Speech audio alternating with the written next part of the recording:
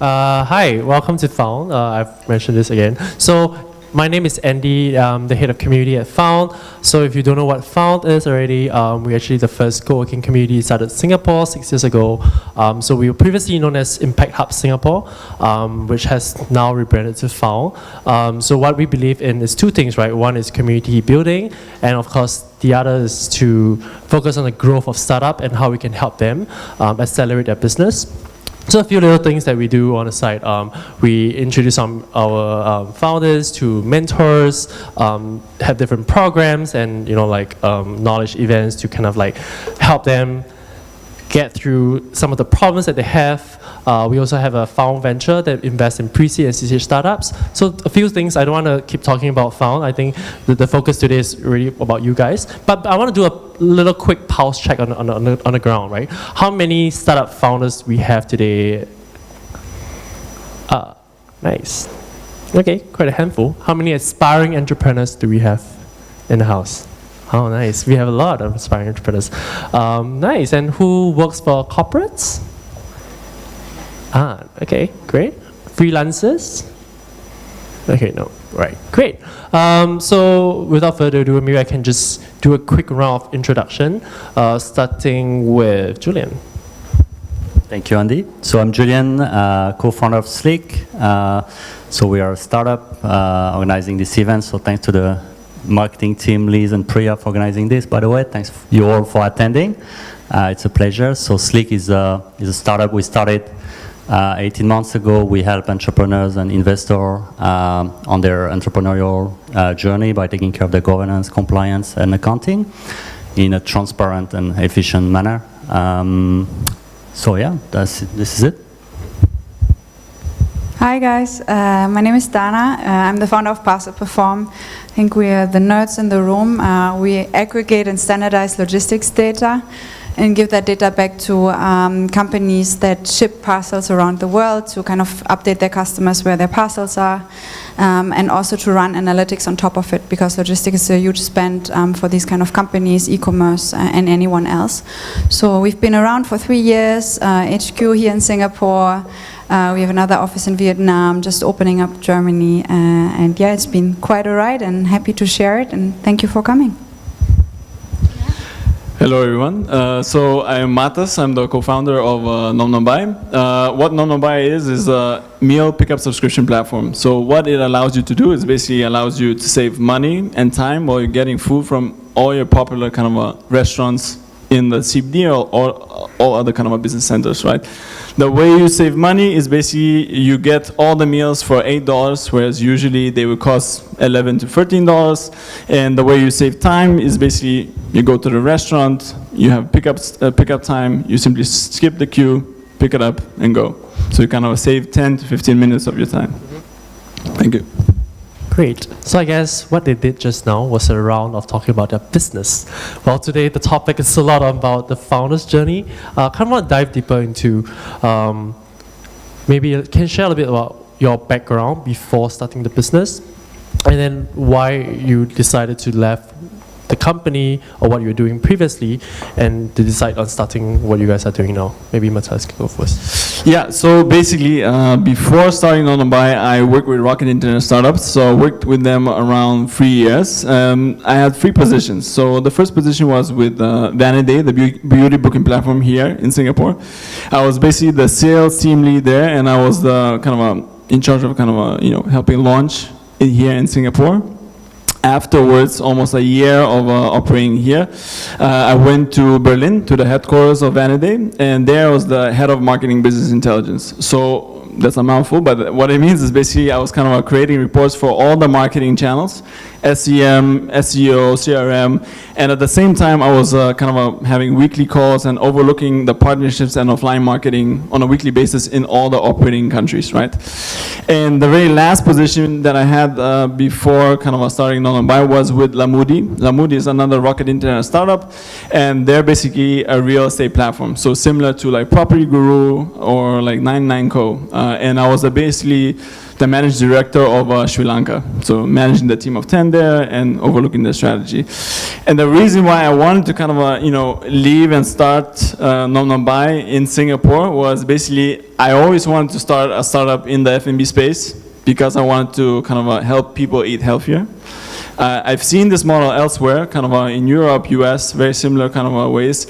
And I thought this model would be perfect to kind of envision kind of the idea that I wanted, because it allows for massive engagement of people. Literally with us, people have to eat 12 times a month. And at the same time, it was perfect to do it here in Singapore because there's a high density of people in the CBD, high density of restaurants in the CBD, and all of them are kind of suffering from the fact that labor costs are very big. So for them, to get a higher volume, orders, for basically higher footfall, makes total sense, right? And at the same time, since I've been doing business development here, in Singapore, I knew exactly how it would go, which streets I would go, what the weather would be like. So it was kind of a no-brainer here. Yeah. Yeah, okay, for me, career-wise, it was a bit more erratic, I would say. So I'm a psychologist, studied psychology, but didn't really feel like practicing it. So I did the next logical step and went to DHL to do strategy consulting. So I worked in logistics for 5 years. Didn't really feel like I belong in a corporate setting, but I also really kind of listened to the customers that we had back at DHL, and they all had kind of the same problem around logistics data management, and that's how I ended up being a founder of a software company and enjoying the ride. Great, thank you. So I came here 10 years ago with a corporate, Orange, the France Telecom, for those French that knows it. And after 2 years, I got struck by the obvious realizing that what I was doing was just a nonsense. I was spending half my time doing reporting to my bosses, my multiple VPs, and the other half fixing, doing social work with my staff. And I was not doing what I love, which was spending time with clients, finding solution, doing something meaningful. So I then moved to one of my suppliers, which was a Swedish startup, because at that time I had no clue what was entrepreneurship, and I had no idea on what to do. And then after 2 years, then I had finally, and what I thought then was a good idea. So I got started with my first startup, and then a few others since, and now Slick. Okay.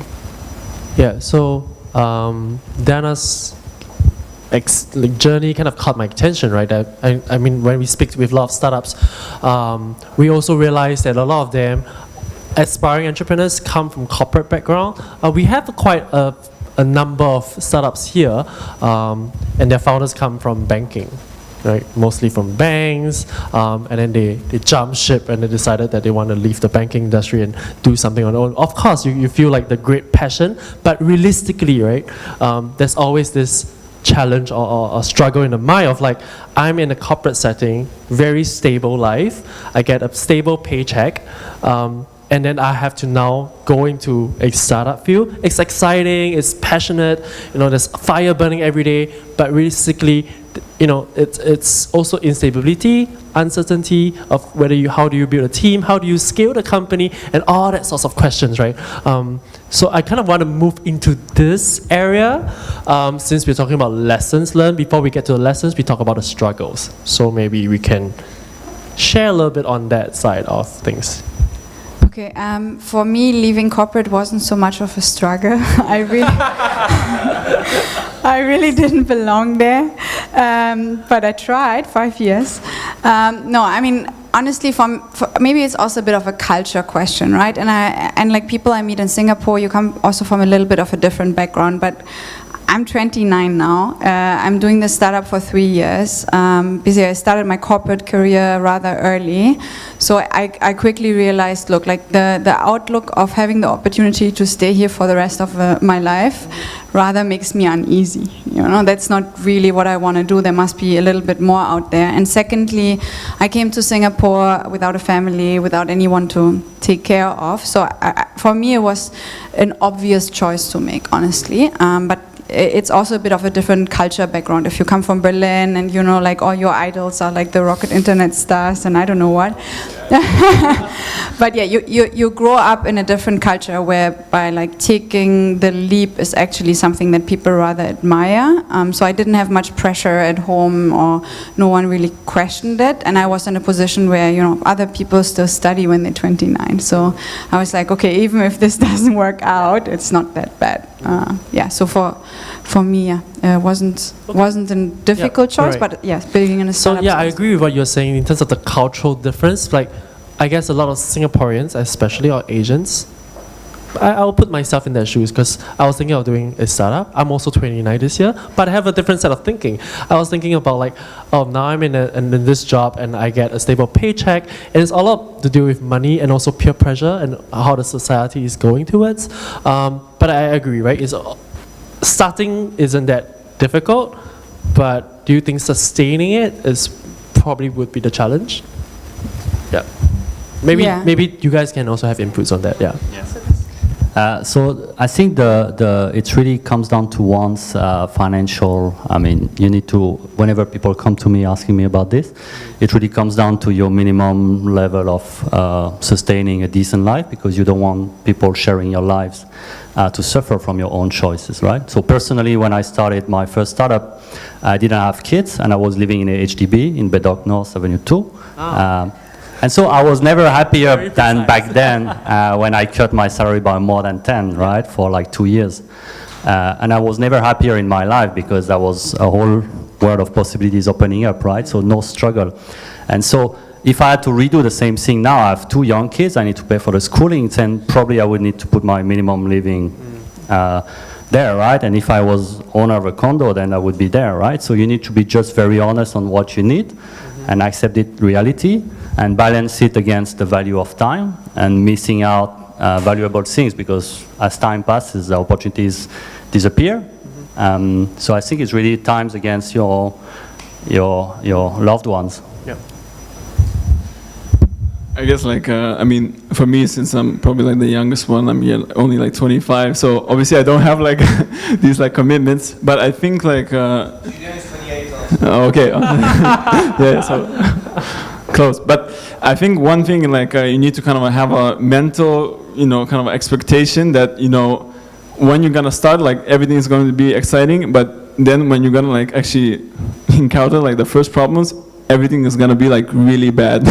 Like you're gonna feel like really bad. But and give us some examples on that. Where you say you start. No, I mean like okay, I'll give you like a real example, right? So when I first kind of I first like, you know, set like the first steps in starting this company, so that was back in 2017 in November. So it was literally, we had no product, no nothing, and I would be going to like restaurants doing an interview with them, right? I would actually have a 5-question interview, kind of to see like what is the market like trends and so on. So I'm like appear more of an expert afterwards, but you know, and then I would pitch like at the end of it, like you know, what is the idea and would you like to join? And some of the restaurants would say like, no, it's really bad. Like, it's seriously bad. Like, I mean, it's nice that you're like pushing this, but like, it's no, I don't want to do it. And then you go out there, you go out of the meeting, you're like, what am I doing? I'm not getting any money for this. I don't have anything, no product, no company. Like, and then you kind of like have this like really downside, right? But the next thing you go, like the next thing you know, like you go to the next restaurant and then they're like, oh, that's a great idea. You should definitely do it. And then you're like on top of the world. Like nothing is like, can be easier. So kind of like the volatility of emotions, you should expect this and then like kind of like keep going through it. Yeah. Yeah, I think I also want to add, I mean, when you get started, it's not like sitting on panels and talking about how great everything is. So I think the big problem is you have to organize an office, you have to hire people, then you have to figure out how to pay their salaries, then someone tells you need to pay CPF, then you have to figure out how that works. So there's a lot of administrative challenges that you don't see coming your way. And I think people That's why should Slick see. is here. Huh? That's why Sleek is here. They can help you out. Totally. But yeah, I mean, like, it's not glamorous. Like, the first year is definitely not glamorous. Like, you struggle, you know, people are looking at you. Also for me, back then, I mean, everyone in DHL looked at me and was like, this is a really bad idea, you know? So it's not like you have, like, you know, you have to have this internal motivation, and you have to find, like, a peer group around you, whether it's your family or your friends or mentors that can motivate you to do this stuff. But like the first year is a lot of admin work, and you just have to get through it and pull off a team and hire some people, and then it's really, really cool. But yeah, I think it's important to keep that in mind. And if I can add, over time with experience, I think you get to like solving problems. So, I mean, a day without problem to me is a day without progress somehow. And as you make more mistakes, if hopefully you will learn a bit, the problem resolved much easier, right? So your down will be less down. Yeah, I think that's become enjoyable to fix problem, because to me it's a synonym of progress. Yeah, nice. I want to jump on that. I like the phrase of if one day without problems is one day without progress. So on that note, what is your, I mean, you guys can have input on that. What is your favorite problem? And then what is the least favorite problems? Least favorite would be resignation, because it deals with people. So it's always the most sad part. And I'm fairly expert on that now. I just have to admit that not everybody is fit for working at Slick. So we had, I think now we have 40 employees about, and probably 20 guys have left over 18 months.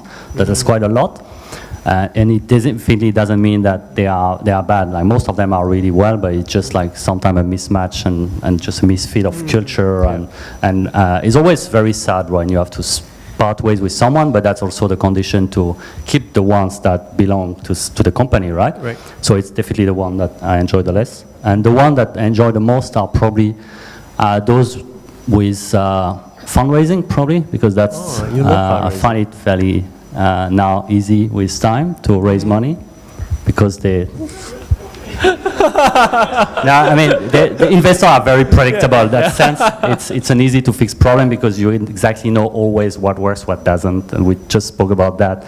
You find your lead investor, the one will follow quite blindly behind. Yeah, great. I like to hear different answers. No, okay. So I mean, I think like for me, like the least favorite problem is basically like a problem like where you solve it and it doesn't get you like anywhere. Like it's just basically kind of like okay, you did reduce like the damage, right? And like the favorite like problems will be basically the ones that when you solve it, you're like 2 steps ahead now, like you're 3 steps ahead. And I think like the reason why kind of I mentioned this is like it's very like easy for like founders to kind of keep themselves like busy with like small like little problems. Oh, let me just do this. Let me just kind of respond this to email, instead of like really focusing on like problems that will like push them like much further, right? Yeah, so you like high impact problems. Yeah. Like I mean, and that's very kind of important to always remind yourself to focus on that, and like just keep the spending of the other like problems, like the small problems, to the minimum, because the big problem that you're gonna solve like will solve a lot of problems like as well. Yeah. I think for me, one of the kind of most interesting problems that I figured out for myself and that I like a lot is basically how much do you invest? And it can be like money and like investment in terms of how much do you spend on marketing, but also how much time do you want to invest. So I think like one of the stuff that I never realized when I started a company is like you grow, but like you need to like constantly grow, you have to invest, right? You have to put more people, you have to put more marketing budget, you have to put more time on stuff, but you need to decide when to do that, right? So the tricky challenge is, if you want to grow your sales team, you basically have to hire like double the people that you actually need to then cater to the growth. And that's also something that we constantly learn, because you sell well, and we sometimes were at a point where we basically couldn't cater to our clients because we didn't have enough salespeople to take care of them.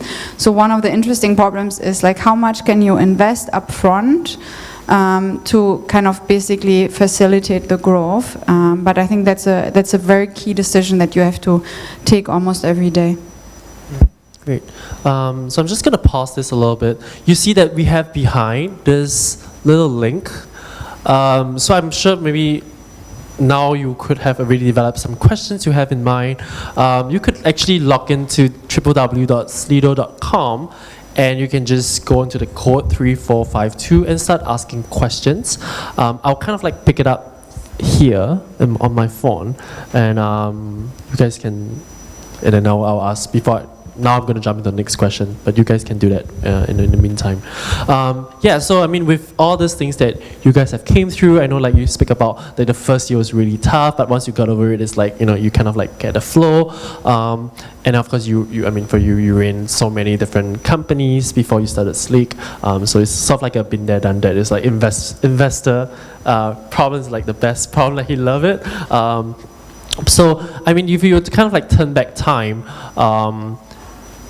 what are the sort of things you would like to know as a first-time founder running a company? If you would you know, like think back now, what are sort of things that you wish that you had? Yeah. I think it's not waste any of my time trying to chase like fantasies and business that are not really business, that I saw were businesses. So it's really come down, I think, to knowing that most of the businesses, if they are genuine, you can probably test the validity of your assumption without developing any product, without raising any money, without wasting any of your time. And that would go a long way into saving probably a good 4 or 5 of my years. But they have been learning as well, right? So I probably wouldn't be sitting here without these 5 years of mistakes learning the hard way. But really, yeah, if I knew I could probably test most of the businesses without hiring any engineer, that would be the thing I would keep. I think for me, it's about fundraising. I think one thing that I never, you start a business and you're like, I'm going to build this awesome product and everything is going to go well, and then I just need to hire a few cool people and I'm okay. But what I didn't realize in the beginning is that you spend a lot of time on fundraising, and it really eats up your time. And that's why I also think it's super important to find a co-founder, because if there's only one person and like half of your time is invested in fundraising, and you don't just do it for a short time, you basically always raise in some sort of element because you always talk to people. So I think for me, the important one for everyone of you that wants to start a business is like find a co-founder, and like best case find someone that can help you fundraising, because no matter what good idea you have, you will eventually end up needing some cash to grow it, and for that you need a second person to help you out, or that takes over all the ops tasks for you to focus on fundraising. Yeah, I mean, yeah, fundraising for me too. I think like one thing that I really realized like just kind of recently, I mean, maybe it's an obvious thing, but like especially in the early stage, like you know, investments, it's actually like, there's the saying that it says like invest in lines, not in dots, right? So basically, but what it means is that, you know, investors, when they will see like if you send them an email with like good numbers, good pitch deck, like that doesn't mean like straight away they will like invest, right? Especially in early stage like startups, what they're looking for is they're looking for like a great team. But the only way to kind of know if the team is like great, like you kind of have to monitor them like over time and realize like how they like you know, deal with like obstacles, how they, you know, decide like their strategy, right?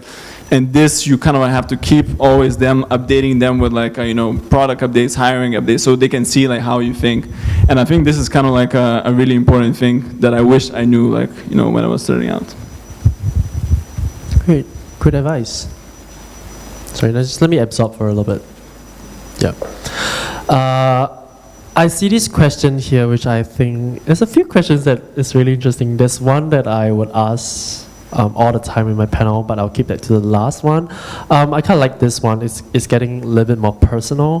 How do you sustain your living while establishing your startup? I guess it's trying to say, how do you balance between your startup, building it, and your personal life? I guess that's what it means, right? Yeah.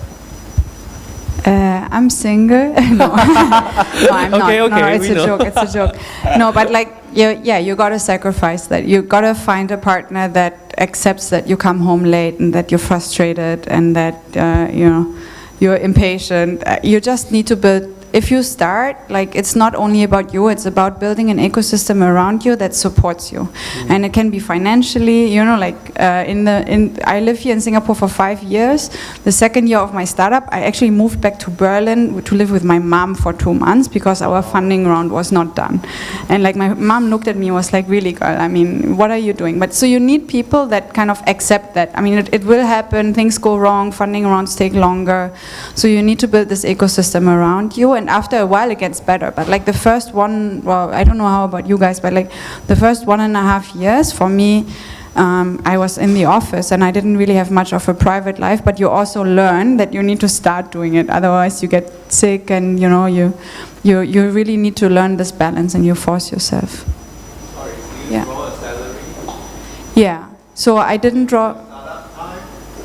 Yeah, so I didn't draw a salary in the first year, which in hindsight was a bit of a bad idea because you're completely broke. But like, it depends on your investors as well and how you start. But like, I mean, for us, the way it worked is we put a bit of our own money in the company, because investors often want to see like what they call skin in the game, right? So they want to see that you sacrifice either your own savings or at least your salary. And like, I'm very far away from paying myself a kind of market rate salary. But that's what you do, and you need to be okay with it. At least in my case. But I don't know about you guys. So I kind of, I mean, there are two schools of thought that I think, and it comes down to timing actually. I think you need to hustle and not to pay yourself at the beginning. That's always how it starts. And put a bit of your own money, because that's the only way to me to be credible when you are asking for other people to put their money. But then I think you should not be attracting pity and looking like so cheap because you're not paying yourself, right? And it comes down like any decent business in the end should be either attracting money from investor or generating sufficient cash flow so that you pay yourself reasonably, not crazy. So I get paid 8,000 at Slick from beginning. I think I'm not ashamed of it. I think it's well earned, but I could be earning way more. But it's also a very good salary to sustain a good family life. I live in HDB, so I don't waste money. I mean, I save it everywhere I can, right? So, but you shouldn't, I mean, that's an advice I've gotten from experienced investors, is that if you really want to be committed and focus on your business and be efficient, you should not be concerned about your private matters, and you should have enough for making a decent living. Yeah. And I think like basically like a lot of the times like everything goes like in a startup, everything goes down into like how do you manage your mentality, right? Like, because if you manage your like attitude and emotional kind of a mentality like properly, then you can stay consistent, and those who can stay consistent, those actually like provide like results. But the only way kind of you know to stay consistent is you have to kind of relax basically like at some times, right? So the way I kind of put it is basically like be very disciplined when you work, but also be very disciplined when you like relax, right? So you don't like, you don't just like, you know, crash, you know, in your home on your couch, just watching like Netflix. No, you have to kind of really spend like proper like leisure time, because then like basically, you know, you're not kind of, you're reducing the risk of like burnout. And that's really important kind of to stay and have like proper progress. Yeah. Okay, great. Now I'm just laughing to myself because I see really a lot of interesting questions here. But this is a great one.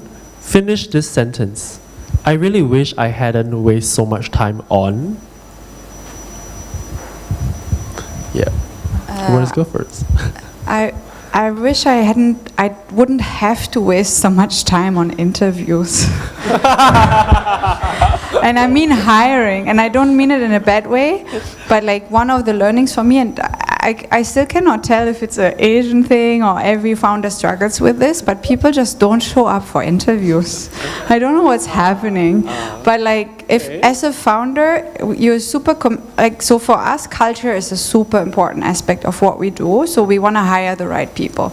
So until now, like I do every interview with everyone. I mean, we are about 40 plus people, so we're also not that big, but it's really important to me. And sometimes I do the first interview because someone recommended them, but like these people don't show up. I don't think it answers really the question, but I think it's maybe an important learning. If anyone figured this one out, how to manage the recruiting process better, let me know. So I wish I would not spend too much time. Not spend too much time. Yeah, it's probably sleeping because I enjoy very much my work. And I read a book like that told me that not to do anything that someone else in the company, and now we are 40, so that can do better than me, right? So I end up doing very little that I enjoy a lot. Yeah. And it's very fun. So I just wish my day would be longer so I can spend time more at work and with the kids. Okay. For me, like I wish I didn't spend too much time on like thinking, rather than I would like to just like act and then adjust. Because a lot of the times, like you have like the kind of main ideas that what you want to do, so just do it and then like see like what's the result and then adjust. Because I mean, just like mentally, you can only like keep so many things in your head. So it's just best like to start like doing, and then like the new ideas like flow, and then you kind of, that's why like it's super important to have like when you're doing something, like tell yourself this is version 1. Like basically like this is a functional thing, but it's definitely not perfect. But that will give you like kind of like the foundation to kind of move faster. Yeah. Okay. For you, then, a tip on recruitment. So I read this book, the method for hiring A players. Great book. We can share later maybe the reference. So there is a structured approach, and it's a massive change to identify the A players very quickly with very little questions. They just need to show up. Yes, that's the first step. That's the first step. Like to identify. I kind of feel like this is going in a very positive way. I kind of want to pull it back a little to, maybe you can share with us a little bit on, I'm trying to set the tone, yeah? Trying to share with us a little bit on what is throughout this whole journey so far, what is your greatest fall? Easy. How is your greatest fall? And then how do you get out that shithole? Yeah. Okay, so that was when I was fired by the company, my investor that were a very minority of my own startup I had founded. So that's quite a big fall, and that was my first startup, and I had been hustling for 5 years. And so you get up by doing another startup that works much better, and you stop wasting your time. So you end up being quite. I mean, I still hate them, but I'm also thankful that they kind of cut the wastage of my time on this failed startup that would have been going nowhere anyway. Yeah, for me, it's again about raising money. Again, right? I'm a psychologist, then I did logistics, so I really had no clue what we're doing. And fundraising takes longer than you expect, like much longer. If you think it's long, then add like double the time again, because that's how long it actually takes. So yeah, for us, we were just, we thought we can raise in like 4-6 months, everything is gonna be fine. You can raise in 4-6 months, but like you might get investors that you're not super happy with. So you better put yourself in a position where you can choose a little bit, or at least get to know them properly. So yeah, we started raising very late, which ended up in me going back to my mom's house, and also us not being able to pay some of our employees. And I think that was like, my biggest down moment, like going to the office and saying, hey, like, guys, I can't pay you this month. I'm pretty sure it's going to work out, but eventually it might not. But for me, it was also a super encouraging thing, because we basically told our staff, especially our developers, like, how about you freelance for a while and we have to hook you up to people, and they actually didn't. And like, we didn't pay them for like 2.5 months. And they all stayed on, and they said, look, we believe in your vision, we trust what you're doing. So in the end, they stayed on, but like, try not to even get there. So yeah, plan ahead with your funding rounds. I mean, honestly, I have so many kind of like bad like failures. Yeah, it's sure, just, I don't have one specific. I mean, today even like we had to kind of cancel like 30 orders because I basically like messed up the starting date of like one restaurant, and it's literally the end of the month. So for us, it's like we need to like record like good kind of things. So what we did was just like basically like, well, there was a lot of calling, and we just resolved that situation. But yeah, there's just too many kind of failures. But like one thing is for sure is like it's very important to kind of reflect on that, and then think of okay, what is the system to prevent this like in the future? Yeah. So that's kind of like the thing. Yeah. Okay, so you had a tough day. Sorry. Tough day, tough morning. So I see a lot of questions here that's regarding co-founders, some investor stories, some recommendation on books, podcasts, blogs. But like you guys can do that personally later when you guys have time with them. I love this question a lot. What keeps you awake at night? Wow, this is intense. This is usually the last question I ask. Crazy idea about strategy and product and vision long term. But the bad news is that when I wake up in the morning, it usually looks silly. I say, "What did I?" So I would write down everything. Yeah. Otherwise, I forget. And so I kind of convince myself I'm genius, so I can't get a sleep after that. So very often, like every day, every 3 days, I would have this kind of night where I wake up around 2 or 3 a.m. and just follow straight, take notes, everything, but very little percentage is good quality in the end, because I'm tired and I just self-convince myself, like, this is good, yeah, go on. I have the same. Really? And so a few of them will be good and remains, but I do that very regularly, so quite a bit will remain, but that is very much this I thing. actually have the same problem. Every time I can't sleep at night, it's because I have like a chunk of information in my head, and if you follow my LinkedIn, I have all the articles on LinkedIn that I wrote. It's all because I had no sleep. Yeah. I was writing all that articles at night. Yeah, so I understand how you feel. We are a software company. My dominant fear is that something crashes. Like, I have nightmares of things crashing, but they don't actually crash so often. But like, everyone tells you, like everyone, if you meet an investor, they're like, "So how stable is your app?" And like, you're gonna meet like an investor in like 3 weeks, and it's gonna be a really important meeting. So like, you just hope to God that in the next 3 weeks everything is fine, because I can't pull off like lying to them. So yeah, if you have a software company, it's like uptime. Everything that like keeps you awake is like, just make sure everything is running. Yeah, for me it's like the same thing. Like, usually, like, I just can't go to sleep like when I'm like super excited. But then like after that, like the next day, like the thing that I'm really excited about is like I'm super tired to kind of really like experience it. So it's kind of like yeah. But honestly, I sleep quite well, so I can't really answer like properly this question. I always think about like I'm stressed, like, but like I sleep properly, so I always think about how should I answer this question. You eat healthy, so that's why. Maybe I try. All right, so I know that there's a lot of, not a lot, I see a handful of aspiring entrepreneurs, right? And maybe they're thinking about starting. Same as me, I'm also an aspiring entrepreneur. I mean, if you have something like an advice for people like us, what would you say? What would you tell us? I mean, forget about cultural differences, but Find a co-founder. How do we find co-founders? So for me, it was kind of important that I worked with a person before. Like, I mean, I read so many bad stories about, it doesn't work out. And it's like one of the key reasons why a lot of companies fail, right? Is because the co-founders can actually not figure it out. So for me, I started this company with my ex-boss. And I left before, and then he kind of joined me. So I was very happy about that. Oh. But yeah, I think, it's difficult enough. Find someone that can do it with you. I mean, it's only my personal experience, and I never tried it alone, and maybe it's amazing. But like, for me, having someone else there that sits with you, that takes the decisions, it makes you feel so much better to not just have to do it yourself.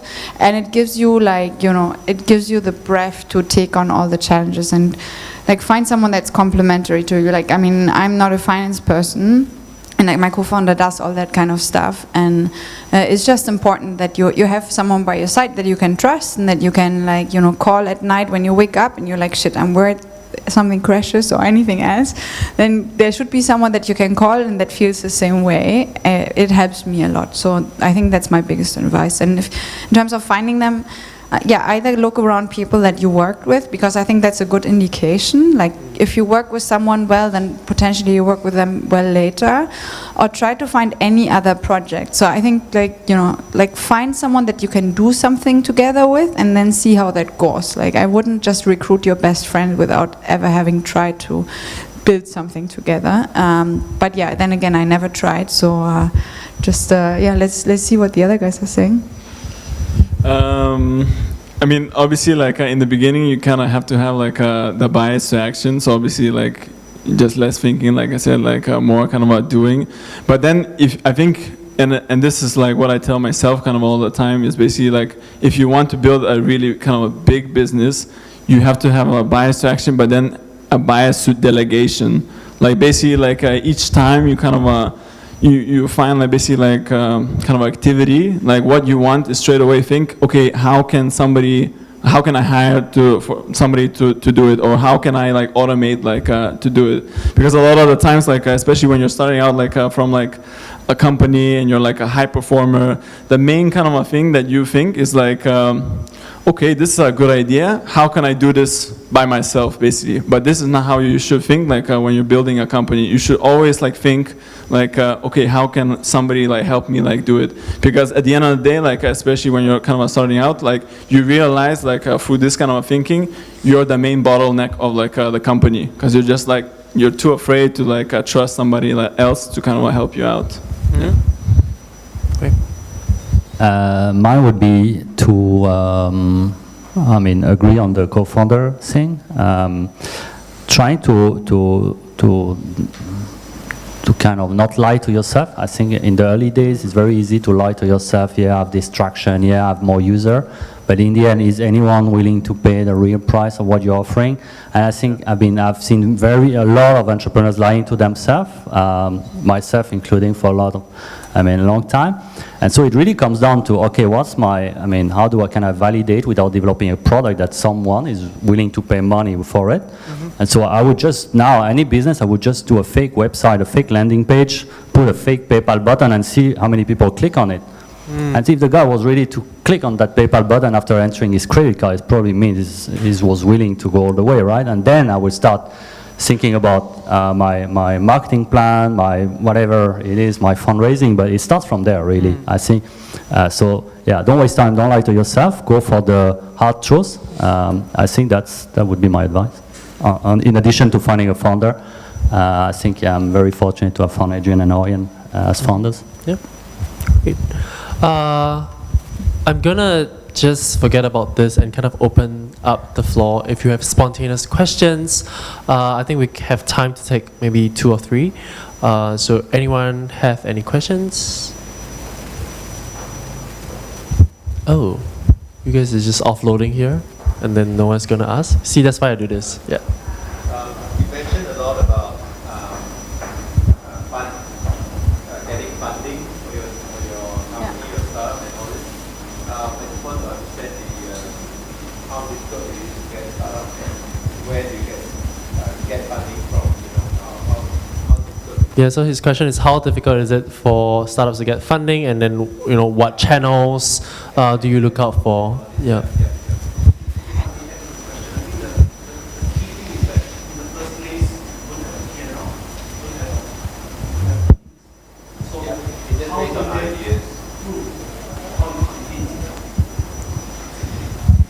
You just build a fake product and you... Okay, so you... the second addition to the question was, how do you convince them? So I think, first of all, what we already said, right? You need to put skin in the game. And it's like giving up your salary from a corporate perspective. It's like putting your own money in the company. Putting, I don't know, your family's money, anything that shows that you really believe in this. Because no investor will invest in you if you didn't kind of risk almost everything for it. Like that's, I think, the one thing that we learned, and I mean, luckily we did it, but that's important. And then how to find funding. So I think in Singapore, you're really fortunate because there's a lot of like government grants and stuff like that. We ended up not going for it, but then again, I mean, we didn't know the ecosystem so well. So in hindsight, maybe I would have looked a lot more into like the opportunities to get grants. And then secondly, so the interesting thing is, I don't think you get a VC without a P&L and any revenues. That's not going to happen. So I think for us, what we did is we found angel investors. So what people call a friends and family round. Yep. So you find people that know you, that like appreciate your skills because they work with you or because they think you have like the industry knowledge, and they put next to you the first cash in, and then you need to get to a point where you can show something, and it doesn't need to be like massive revenues, but like you need to show some sort of a market validation, because otherwise to go to institutional investors it's not gonna happen. Again, right, like I never raised funding before this company Parcel Perform in my life, so I also didn't know any investors. So what's also difficult and to keep in mind is that you need introductions. So like writing an investor an email, I never saw this going really well. So you need people that like vouch for you, like people that send the investors an email saying, hey, I know you, I met this company, they look really promising.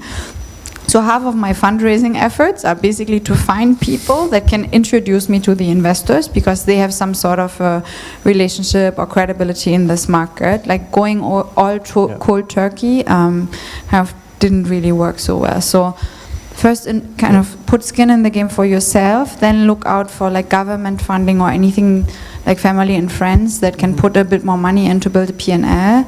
And then afterwards, you need to kind of network the hell out of it to get institutional investors on board. And probably just to add up a bit, there are a few tricks, I think. Find a lead investor and play on the fear of missing out of others. So it's incredible how investors behave like a swarm of fish, right? So they see one guy, they say, oh, the guy looks smart, so he can't be really wrong, right? And they will just follow. So you just need to find that one guy that leads the round. The rest will usually follow very much easier than if you had to pitch them one by one, independently. The second one would be focus on the terms and the alignment of interest over valuation. I think valuation, you always find ways to really get more shares along the way if you are already delivering. So I think it's really important to get quality guys that add value beyond the money, because ultimately I think if you are crossing and doing the things in the right sequence, money will come fairly easily. And if you're not getting any money, it's probably because you're not doing it the right order, and that's the hard truth about it, I think. And so start small, get small victories that are real victories, and you will see that more and more people are interested to put their money.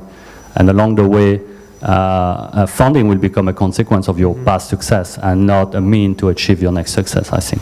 Yep, and you're feeling really, really lost, you can also join a community like Found, who has a really great network of the ecosystem. Not just a joke, but anyway. Any more questions, one last questions we have on the ground before we break out for some drinks? Okay, great. So if not, thank you so much. I think we've learned a lot today. Me personally, I feel like there's some good exchange over here. Good perspective of our cultural difference. I think that's something that I really need to look into. And also, like, I think you mentioned about fundraising is simple, so we can catch up on that, to pick up your mind on that as well. But I like the sharing. I think it's about finding alliance, right? Like I think both of you guys mentioned finding co-founders, and then how do you want to, disseminate all these different things that you have in mind, which is really good point to think about. It's different perspective that we can craft in our mind. We really try to start something, and I see kind of a little bit of interest here in terms of how to start, how to kickstart, which we can probably catch up after that. Thank you so much. Thank you.